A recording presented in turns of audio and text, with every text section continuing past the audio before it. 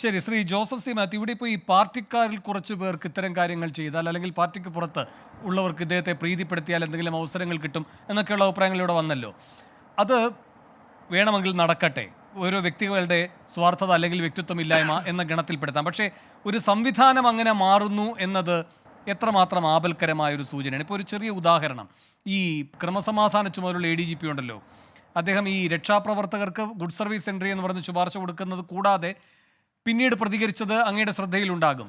മുഖ്യമന്ത്രിക്ക് ഒരു കാരവൻ വേണം, അവിടെ 2 ഉദ്യോഗസ്ഥരെ നമുക്ക് അതിലുണ്ടാകണം, വീഡിയോ കോൺഫറൻസുള്ള സംവിധാനം ഉണ്ടാകണം. അതിന് അദ്ദേഹം പറയുന്ന വാചകങ്ങൾ കേട്ടോണം. മുഖ്യമന്ത്രി ഒരാളേ ഉള്ളൂ, അദ്ദേഹം 24 മണിക്കൂറും ജോലി ചെയ്യുന്ന ആളാണ്, അല്പനേരം മാറി നിന്നാൽ ആ റോൾ ചെയ്യാൻ വേറൊരു മുഖ്യമന്ത്രി നമുക്കില്ല, അതിനാൽ ഏതു നേരത്തും അതിന് കഴിയുന്ന സംവിധാനമാണ് മുഖ്യമന്ത്രിക്ക് നൽകേണ്ടത്.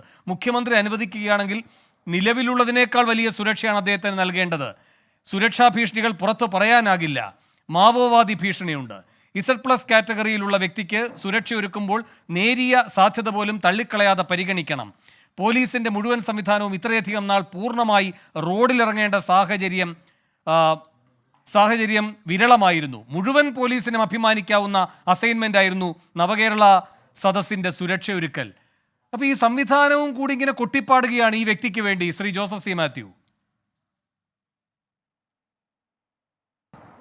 അദ്ദേഹം നേരത്തെ പറഞ്ഞ ദൈവനിർമ്മിതിയുടെ പശ്ചാത്തലത്തിലുള്ള ഒരു ദൈവദൂതനാണ് അദ്ദേഹം അതിനാണ് ശ്രമിച്ചുകൊണ്ടിരിക്കുന്നത്. നിങ്ങൾ Z കാറ്റഗറിയിലുള്ള ഉള്ളവർക്ക് സെക്യൂരിറ്റി കൊടുക്കേണ്ടതിനെക്കുറിച്ച് അദ്ദേഹം പറഞ്ഞല്ലോ. Z കാറ്റഗറിയിലുള്ള അതിലും കൂടുതൽ സെക്യൂരിറ്റി കൊടുക്കണമെന്ന് ഭരണഘടനാപരമായി പറഞ്ഞിട്ടുള്ള ഗവർണർക്ക് കൊടുത്ത സെക്യൂരിറ്റി നമ്മൾ കണ്ടല്ലോ. അദ്ദേഹം റോഡിൽ കൂടെ ഇറങ്ങി നടക്കുന്നതൊക്കെ നിങ്ങൾ കണ്ടല്ലോ. അപ്പോൾ ഇതെല്ലാം വെറുതെ പറയുന്നതാണ്. നിങ്ങൾ ഒരു മാധ്യമപ്രവർത്തകയെ ഫോണിൽ വിളിച്ചു എന്ന് പറഞ്ഞുകൊണ്ട് മാധ്യമപ്രവർത്തകയ്ക്കെതിരെ കേസെടുക്കുന്നത് നിങ്ങൾ കണ്ടല്ലോ. ഷാജ് കിരൺ എന്ന് പറഞ്ഞൊരു വ്യക്തി മുഖ്യമന്ത്രിയെ പറഞ്ഞിട്ടാണെന്ന് പറഞ്ഞ് ഇമ്പേഴ്സണേഷൻ ആണെന്ന് തന്നെ വിചാരിക്കുക, ആൾമാറാട്ടം നടത്തിയാണെന്ന് വിചാരിക്കുക. ആ ആൾമാറാട്ടക്കാരനെ ഇദ്ദേഹം ഫോണിൽ വിളിച്ചില്ലേ, ഇദ്ദേഹത്തിന് പ്രൊമോഷൻ കൊടുക്കുകയല്ലേ ചെയ്തത്. അപ്പോൾ ഇവിടുത്തെ സംവിധാനത്തെ മുഴുവൻ ദുഷിപ്പിച്ചുകൊണ്ട് ഞാൻ നേരത്തെ പറഞ്ഞ ഒരു ദൈവത്തെ സൃഷ്ടിച്ചു കൊണ്ടിരിക്കുകയാണ്. ഞാൻ പറഞ്ഞത് ഒരു അതിശയോക്തിയാണെന്ന് ആർക്കെങ്കിലും തോന്നിയിട്ടുണ്ടെങ്കിൽ അത് അങ്ങനെയല്ല എന്ന് ബോധ്യപ്പെടുത്തുന്നതായിരുന്നു അഡ്വക്കേറ്റ് ഹസ്കറിൻ്റെ സംസാരം എന്നാണ് ഞാൻ വിചാരിക്കുന്നത്. അത് ഏതാണ്ട് പൂർണ്ണമായി ഇനി എനിക്കൊന്നും സത്യത്തിൽ പറയാനില്ല.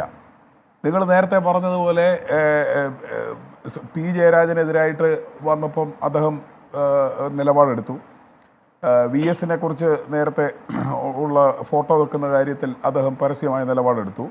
പക്ഷേ അദ്ദേഹത്തിന് ഇങ്ങനെ ആവർത്തിച്ച വാഴ്ത്തുപാട്ടുകൾ വരുന്നിടത്ത് അദ്ദേഹം നിലപാടൊന്നും എടുക്കുന്നില്ല. അദ്ദേഹത്തിനൊന്നും ശാസിക്കാനോ തിരുത്താനോ ഇല്ല. എന്ന് മാത്രമല്ല, ക്യാപ്റ്റൻ എന്നുള്ളതിനെക്കുറിച്ച് അദ്ദേഹം ന്യായീകരിച്ച് സംസാരിക്കുകയുമാണ്. അപ്പോൾ അതിനകത്ത് പറയുന്നത് എന്താണെന്ന് നിങ്ങൾക്ക് മനസ്സിലായില്ലേ? ഞാനല്ലാതെ അന്യ ദൈവങ്ങൾ നിങ്ങൾക്കുണ്ടാകരുത്, ഇതാണ് ഒന്നാമത്തെ കൽപ്പന. ഇതാണ് ഇവിടെ സംഭവിച്ചുകൊണ്ടിരിക്കുന്നത്. ഇവരെല്ലാവരും പറയുന്നത് ഇതാണ്. ഇവിടെ സമൂഹത്തിൽ ഇടതുപക്ഷ മുഖ്യമന്ത്രിമാരെക്കുറിച്ച് വിമർശനവും അഭിനന്ദനവും ഉണ്ടാകുക സ്വാഭാവികമാണ്. അത് പറയുന്നതിനെക്കുറിച്ചല്ല നമ്മൾ ഈ പറയുന്നത്.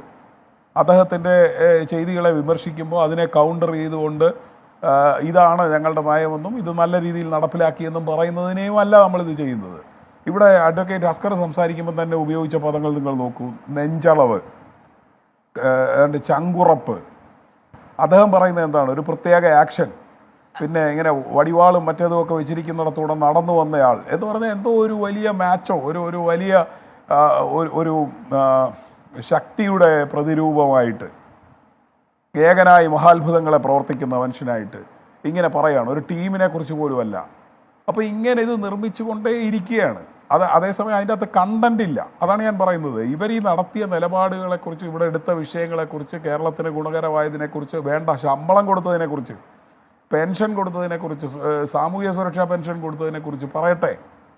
ഇതൊന്നും പറയാതെ വെറും അർത്ഥശൂന്യമായിട്ടുള്ള ഇതുപോലത്തെ ജൽപ്പനങ്ങൾ സംസാരിക്കുകയാണ്.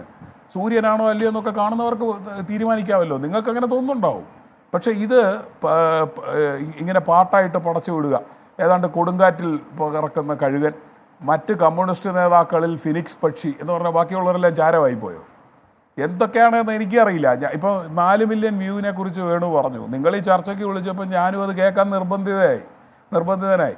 അപ്പോൾ അങ്ങനെ കേൾക്കുന്നവരും ഉണ്ട്. അതായിക്കോട്ടെ, വ്യൂസൊക്കെ വന്നോട്ടെ. അപ്പോൾ ഇത് ഇങ്ങനെ സ്തുതിപ്പാട്ടുകളിൽ മാത്രം പറഞ്ഞുകൊണ്ട് കേരളത്തിലെ മറ്റ് വിഷയങ്ങളിൽ നിന്നെല്ലാം മാറിക്കൊണ്ട് പോകുമ്പോൾ സംഭവിക്കുന്നത് ഈ ഇടതുപക്ഷ രാഷ്ട്രീയത്തിന് സംഭവിക്കുന്ന വലിയൊരു അപജയമാണ്. അത് ഒരിക്കൽ സംഭവിച്ചു കഴിഞ്ഞാൽ, ഈ രീതിയിൽ ഈ തോതിൽ സംഭവിച്ചു കഴിഞ്ഞാൽ പിന്നീട് അത് ഒരു ഇറിപ്പയറബിൾ ആയിട്ടുള്ളൊരു ഡാമേജ് ഈ പാർട്ടിക്കും കേരളത്തിനും ഉണ്ടാക്കും എന്നാണ് ഞാൻ ഭയപ്പെടുന്നത്. അതിലുള്ള ആശങ്ക മാത്രമാണ് ഈ പറയുന്നത്. നമ്മളൊക്കെ ഈയാമ്പാറ്റകളെ പോലെ കത്തിജ്വലിച്ചു പോകും എന്നാണ് ബഹുമാനപ്പെട്ട ഹസ്കർ പോലും പറയുന്നത്. അദ്ദേഹം പറയുന്നത് അദ്ദേഹത്തിന് സീറ്റ് വേണ്ടെന്ന്.